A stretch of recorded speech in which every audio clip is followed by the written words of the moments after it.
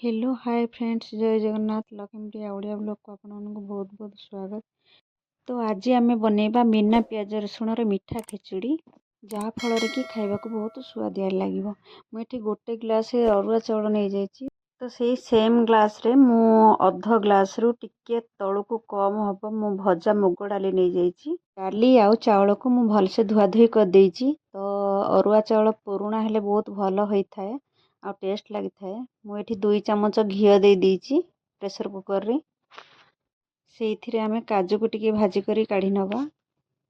ये समय रे आपण किसमिस भी पकई पारे तो मो पाखे अवेलेबल नथिला। तो ये काजू भलसे भाजी हो जाइछि आ ताको काढ़ी नवा।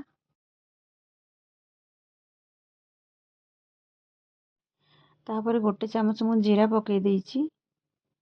तापर गोटे तेजपत्र मु देइछि। तापर गोटे डालचीनी मु पकई देइछि। तापर गोटे स्टार फूल मु पकई देइछि। तापर ये लवंग 2-4टा पकई देइछि। ये गोलमरीच दे देइछि। ताको हम टिके भलसे चलई दबा। तापर मु धोई कर रखिथिबा चावल को पकई देबी।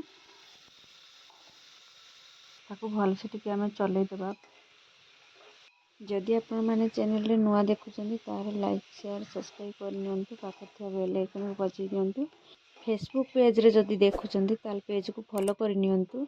मु जहाँ भी वीडियो अपलोड करी तो सर्वप्रथम आपण मानक पाखरे पहुँची जीवो। ये चावल को मु भलसे गोळई दीची। तापर मु धोई की रखिथिबा डाली को एबे छाड़ी देबी। तापर आमे टिके भलसे ताको गोळई देबा 5 मिनिट पर्यंत।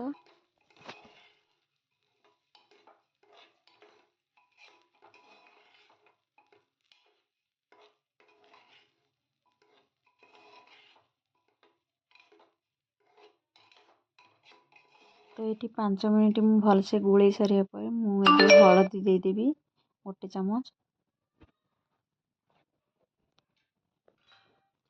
तापर आउ टिके भलसे आमे गोळई दबा।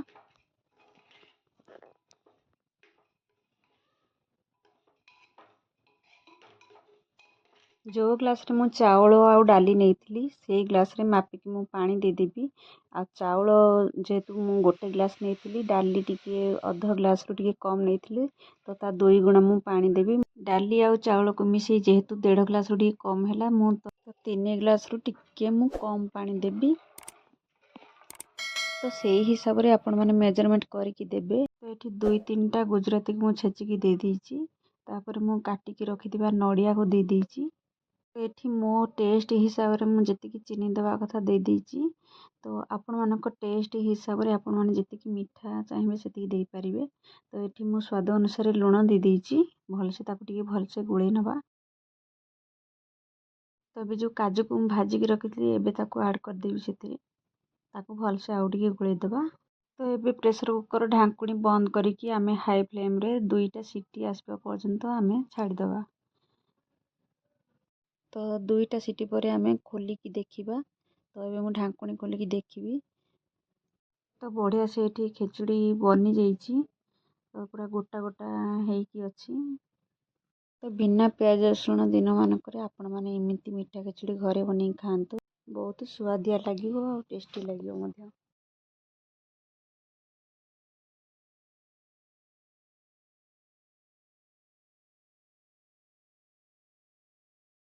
तो रेडी हो गला एठी मोर स्वादिष्ट मीठा खिचड़ी। मु एबे डालमा सहित सर्व कर देबी।